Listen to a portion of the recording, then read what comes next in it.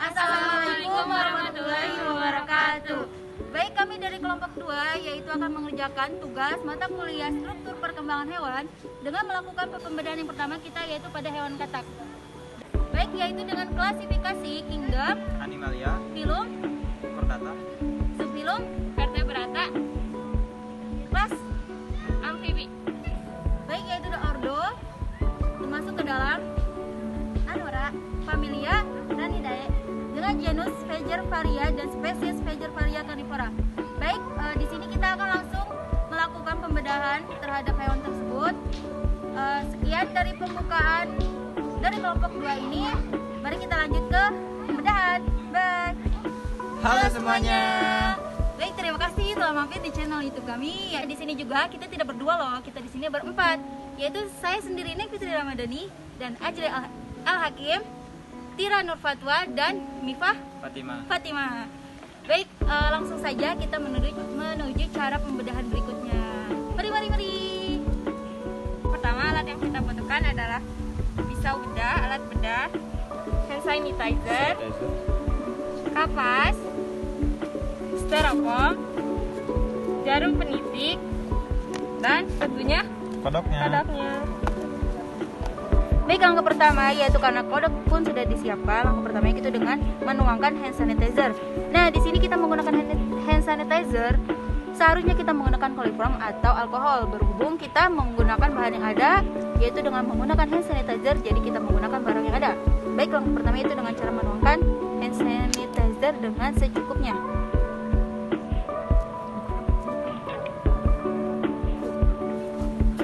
Nah, kemudian di sini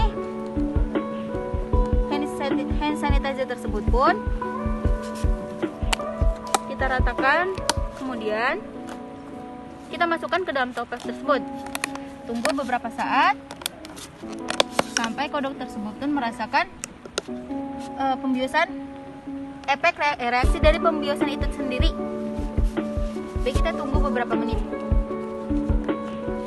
Nah, di sini kodok tersebut pun mulai merasakan reaksi dari pembiusan tersebut. Nah, di sini juga ini teman-teman harus tahu ya, di sini tuh salah satu cara agar hewan tersebut tidak terlalu tersakiti gitu loh. Karena kalau kita langsung tiba-tiba melakukan pembedahan itu sama saja kita melakukan penyiksaan terhadap hewan. Jadi alangkah baiknya kita melakukan cara yang tidak terlalu membuat si kodok itu pun kaget akan reaksi pembedahan ini.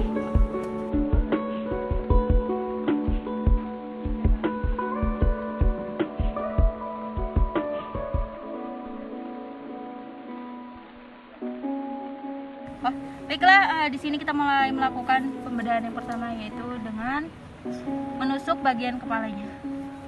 Bismillahirrahmanirrahim.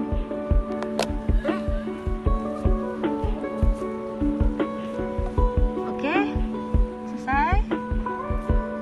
Nah, kemudian di sini kita mulai membeberkan atau meluruskan bagian kaki dan tangannya, yaitu menggunakan jarum peniti.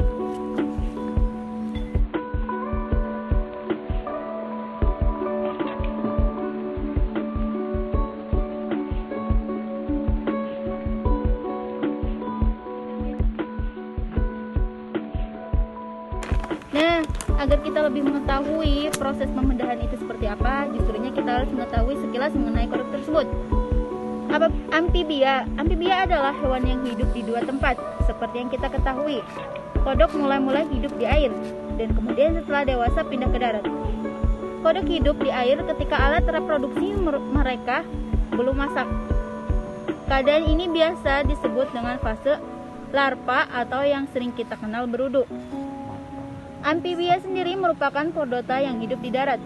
Saat kodok telah menjadi dewasa dan siap hidup di darat, kondisi tubuh mereka secara alamiah menyesuaikan dengan lingkungan barunya. Sebagai contohnya, baik yang pertama yaitu bagian kepala. Kepala kodok atau disebut dengan caput terdiri dari beberapa bagian, diantaranya seperti mata, hidung, mulut, dan telinga. Mata kodok terdiri satu pasang dengan bentuk menonjol keluar berada tepat di dekat posterior dorsal dari nares atau hidung. Bagian mata tersebut dilindungi oleh vertebra inferior, yaitu sebuah kulit yang tidak dapat digerakkan pada bagian kelopak mata. Selain mata, dilindungi oleh vertebra inferior. Mata juga dilindungi dengan yang disebut membran nictitans. Bedanya, membran ini berfungsi sebagai pelindung bagian mata saat kodok sedang berada di dalam air. Mulut kodok memiliki fungsi sebagai alat pengambilan makanan serta alat pernapasan. Mulut kodok terletak pada bagian anterior pada caput. Kodok memiliki gigi kencing pada bagian atas. Sedangkan teruntuk bagian bawahnya, katak sama sekali tidak memiliki gigi. Yang ketiga yaitu hidung katak atau nares, memiliki struktur yang disebut dengan chonanse. Struktur tersebut berhubungan langsung dengan hidung kodok.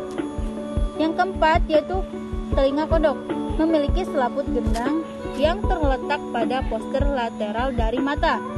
Mata tersebut dikelilingi oleh cincin rawan yang di tengahnya membayang.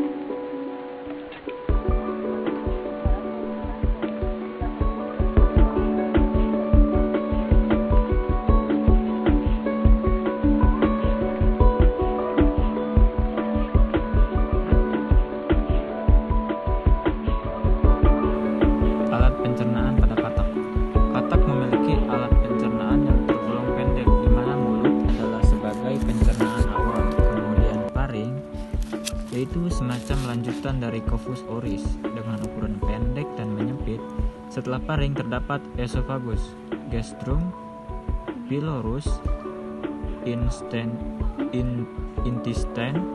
dan kolon. Sedangkan kelenjar pencernaan yang terdapat pada amfibi yaitu hati dan pankreas. Hati memiliki warna merah agak kecoklatan. Hati terdiri dari dua lobus kanan. Hati memiliki fungsi sebagai organ yang mengeluarkan empedu dari kantung kemih. Sedangkan pada pankreas terdapat di dalam tubuh katak memiliki warna sedikit kekuningan. Posisinya melekat pada lambung dan usus dua jari. Pankreas memiliki fungsi mengeluarkan serta hormon. Alat pernapasan yang dimiliki katak yaitu insang, kulit dan paru-paru. Masing-masing bagian pernapasan memiliki kinerja serta fungsi masing-masing. Namun ada perbedaan sistem pernapasan pada katak muda atau larva dengan katak dewasa, di mana katak dewasa menggunakan paru-paru dalam bernapas, sedang untuk larva masih menggunakan insang. Maka inilah alasan mengapa katak memiliki paru-paru sekaligus insang. Katak memiliki paru-paru sebanyak 2 buah dengan sifatnya elsati, terletak di sebuah gastrum dari herpar. Dalam paru-paru terdapat lipatan-lipatan yang berguna untuk memperluar bidang pencernaan. Peredaran darah pada katak merupakan jenis peredaran darah tertutup dan ganda. Apa yang dimaksud dengan peredaran darah ganda? Peredaran darah ganda ialah dalam satu peredaran darah terdapat 2 kali yang melalui jantung, di mana darah dari jantung menuju paru-paru kemudian kembali ke jantung. Kedua darah yang bersumber dari jantung diedarkan dan disebarkan ke seluruh tubuh, kemudian menuju jantung kembali dan seterusnya. Ada yang unik jika dibandingkan dengan hewan lain, yaitu pembuahan yang dilakukan oleh katak terjadi di luar. Saat melakukan pembuahan, katak jantan akan melekat pada punggung serta memeluk dengan erat ketiak betina. Proses pembuahan ini dilakukan di dalam air sambil berenang-renang dengan cara memijat-mijat perut betina sebagai bentuk rangsangan. Selanjutnya, betina akan mengeluarkan telur dan saat bersamaan juga katak jantan akan mengeluarkan sperma ke dalam air sehingga telur-telur yang dikeluarkan oleh betina dapat langsung dibuahi oleh katak jantan. Setelah terjadi proses pembuahan pada telur, selanjutnya akan menjadi larva yang mencari nutrisi untuk perkembangannya sehingga pada akhirnya menjadi seekor katak dewasa. Oke, baiklah teman-teman. Jadi inilah hasil dari pembedahan hewan kodok tersebut. Nah, kalian bisa lihat lebih dekat ke sini. Jadi inilah hasil dari pembedahan kelompok kita, yaitu kelompok 2. Dan tadi kita bisa mengetahui yaitu melalui yang pertama sistem morfologi, anatominya kita bisa ketahui. Nah, kemudian sistem pencernaan yang telah dijelaskan oleh Kang Ajril, dan kemudian sistem pernapasan yang telah dijelaskan oleh Teh Tira, dan kemudian